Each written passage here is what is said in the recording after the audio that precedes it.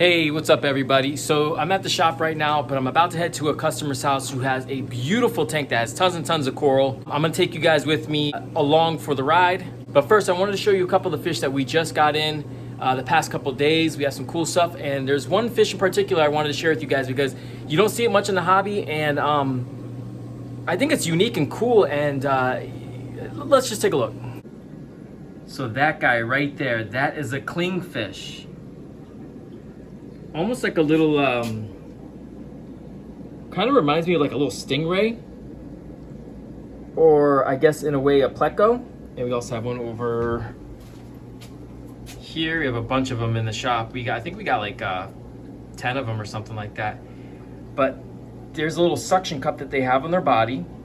And clingfish, hence their name, they cling onto the rock in the glass. And they support themselves just kind of like a pleco would do with its mouth. Their mouth's at the very end right there. And they're just a really cool, unique looking saltwater fish. I don't see these in anybody's aquarium. They're a Caribbean species. There's one there. There's another one. There's another one down here. And so they kind of do this all day right now. But they do have a bit of a cool look on the top part here too. Like I said, they remind me of a little stingray in your aquarium. And they just look so different. They're a peaceful fish. They're not aggressive. And it's just a different look. They're not brightly colored or anything like that, but just check these guys out. They look like a pleco in a lot of ways. Definitely keep an eye out for these guys. Great, make a great addition to a tank. I would say, oh, there he goes. I would say you want to have at least a minimum of a 30, probably a minimum of a 45-gallon tank for one of these guys. They're incredibly hardy and they'll eat pretty much anything. They kind of rummage throughout the tank and eat whatever, kind of like a catfish would do. But really cool fish. Also have a couple of jawfish. We had a Caribbean order. We had a Caribbean order come in, so we got a bunch of stuff from the Caribbean. So you can see we have the jawfish, and we also have a chalk bass right there. And we have some royal grandmas too. But also these jawfish are just really, really cool. There's one in the back there. Really cool little fish. See how inquisitive they are. Great personalities, and they're fun. They're just fun to watch in your aquarium. And then here's some more clingfish. Look at that. Look at that guy. How could you not think that that's a cool fish? Look at him. We're coming right up to me. Not shy at all. These guys, they know when feeding time is, and right about now is when I'll feed them. So they're all up on the glass, knowing that I'm about to feed them. They can catch the food in mid-air. They can catch the food in mid-air, and if they miss it in mid-air and it goes on the bottom, they'll just kind of suck it up throughout the bottom too. Great addition to your cleanup crew also. Really cool. And then I'm really tempted to put a couple of these guys in my tank. Little needlefish. How cool is that? These guys will be about 8 inches. They'll need a pretty decent sized tank. But if you have a big enough tank to house these guys, again, it's just a different look to your aquarium. Some vertical fish like this. Switch it up. In here also some tangs with them, a Tamini tang and a cold tang, a couple bristletooth tangs. But now these are the Pacific needle nose fish. But really cool, really unique looking. If you come across these, if you have the aquarium, I would definitely think it would be a cool addition. Eventually down the road, I'm hoping to add a couple of these to my tank at home. All right, enough of that. I'm gonna pack up right now and we'll head to the aquarium, and I'm gonna show you guys just how much coral this tank really has. So let's get into it. So here we are at the customer's tank, and let's get right into it. So first things first, we have these 2 beautiful colonies of trumpet corals. I love that one. It's been growing for a long time, doing really well. Right below it, you see all these bright green mushrooms. These things are just really taking off. I have to keep an eye on those so they don't take up too much more room. I see that they've stung some of that trumpet coral on the bottom there. And then over here, we got a little rock flower anemone over there. So there are some rock flower anemones here in the sand bed, a bunch of different colors, which is really cool. And then there's little babies that are popping up now too. So they're spreading pretty good. More mushroom corals. A really nice trachea here, but if you see that trachea, there's actually a rock flower that's underneath that's probably stinging it. So we'll have to move that guy out of there. It's a pretty cool sea cucumber underneath there hiding. The zoas all look great. The lepto, jack-o'-lantern lepto looks awesome. It's encrusting nice. The other trumpet coral, that's how you want your trumpet corals to look. You want them to be big and fluffy and open like that. That's how you want your trumpet corals to look, not tight to the skeleton. So keep this area in mind right here, this waving hand anthelia. Look at all that waving hand anthelia. Keep that area in mind. We have Pavona coral over here that's encrusting really nice, that cactus coral. We have Favia right there, some more mushrooms. We got a bunch of different mushrooms in this tank. It's actually pretty cool. Nice. Now these acan colonies we just recently put in here, and they're doing awesome. Big head of hammer coral, Euphyllia coral right there. That's just taking off. It's getting close to that acan, so I'll have to watch it. Another lepto. I think that's the Incredible Hulk. That's just, I mean, look at the size of that thing. It's huge. And then a big thing of just pink monopore cap right here. Like, it's all over the whole tank. Unbelievable. Actually had to cut some of it because it was shading a lot of these other corals. And ever since we fragged it back, these corals beneath it have been doing a lot better.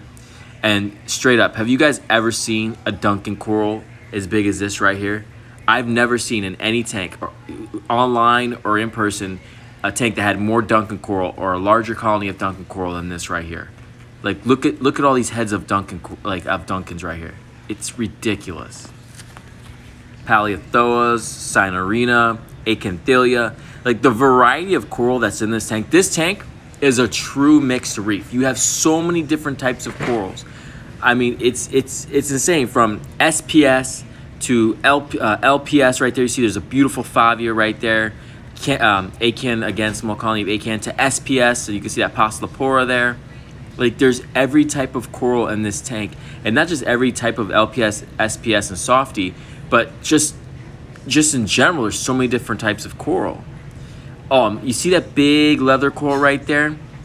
I think we're gonna have to remove that. That bubble coral is also getting really big, and it's becoming a problem because it's putting out sweeper tentacles and it's starting to sting things around it. And I love that chalice coral, and I do not want to lose that chalice coral for any reason. It's just one of my favorite corals because the colors, that bright green and orange, is just really pretty, and I want to make sure nothing happens to it. Now, if you look over here, you can see there's a Favia that's encrusting that rock, but then there's a hammer coral, toxic hammer right there. So we'll have to figure that out. Things on this right side of the tank are a little bit more messy. There's a lot more coral kind of running into each other. So we're gonna definitely have to separate those. And that elegance coral used to be really nice, but it had LPS eating flatworms that came in on it, so it kind of hurt it pretty badly. And then this section right here just needs to be cleaned up. There's just so many coral in this section that is just kind of just not doing really well. So we got to clean all this up. And if you look right here, that's a Leptastria. I had to put it on its own rock just because there's no room for it anywhere in the tank. And we're gonna have to clean up and make some room. I mean, because if you just look, this aquarium just jam-packed tight. I've even started putting coral on the overflow. That's a chalice coral growing off the overflow. I've even had to go as far as that. And then on the return pumps, there's a bright green monopora coming off the return pump. On the right-hand side, there's just no room in this tank to put coral, so I've been having to kind of innovate. And the customer keeps wanting to put more coral in here. And then on the left side, you can see that red monopora cap is growing on there. And then on the other overflow, there's star polyp. So every square inch of this tank, there's coral, and they're all growing really fast. And now as I pan up here, I'll show you the problems. The other issue with this tank, there's aptasia there. There's some more bit of aptasia there, and they're not small ones. They're pretty big too. And down here, so we'll have to hit those with the F aptasia. There's some on some of the coral. This coral's also been struggling with LPS eating flatworms. That's been affecting some of the corals, mainly the elegance corals. So we'll probably get some peppermints and put them in there. But until then, I'll just use like some F aptasia, manually remove them as the best I can. But yeah, oh, the other thing I want to show you guys is this little piece of chalice coral was dead. It was gone. I thought it was completely done.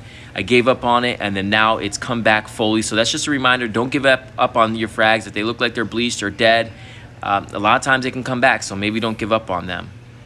I'm really happy with the way the aquarium is going. It needs a lot of work. We're going to put a lot of work into it. As far as fish, we have yellow tang, we have a swallowtail angelfish, we have the puffer, reef puffer, we have a couple of clownfish.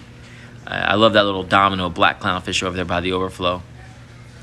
We have some yellow chorus wrasse, which are doing a great job with the flatworms. I'm really happy with that. Blue reef chromis, royal grandma. What else do we have here? Oh, and then of course this flame hawk just chilling up here on the monopora, looking like the boss that he is. But for the most part, you know, everything's in an orchard dotty back.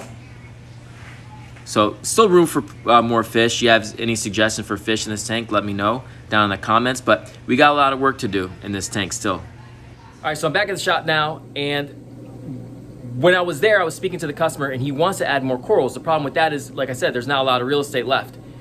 But there are a couple of corals that he does not like and he doesn't want in there. The green leather coral, the Singulera, and the waving hand Anthelia.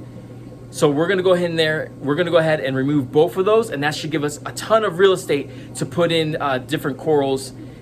He mainly wants torch corals and some scullies. He wants to add a lot more color and some movement to his tank. So color with the scullies and color and movement with the torch corals. And maybe we can even try to fit another type of Euphilia garden in an area.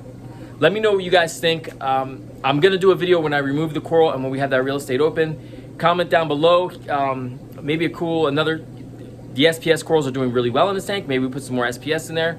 Let me know what you guys think. But for now, I got another job to get to, a lot to do around the shop for the holidays. I'll see you guys on the next one. Thank you so much for watching. See you later.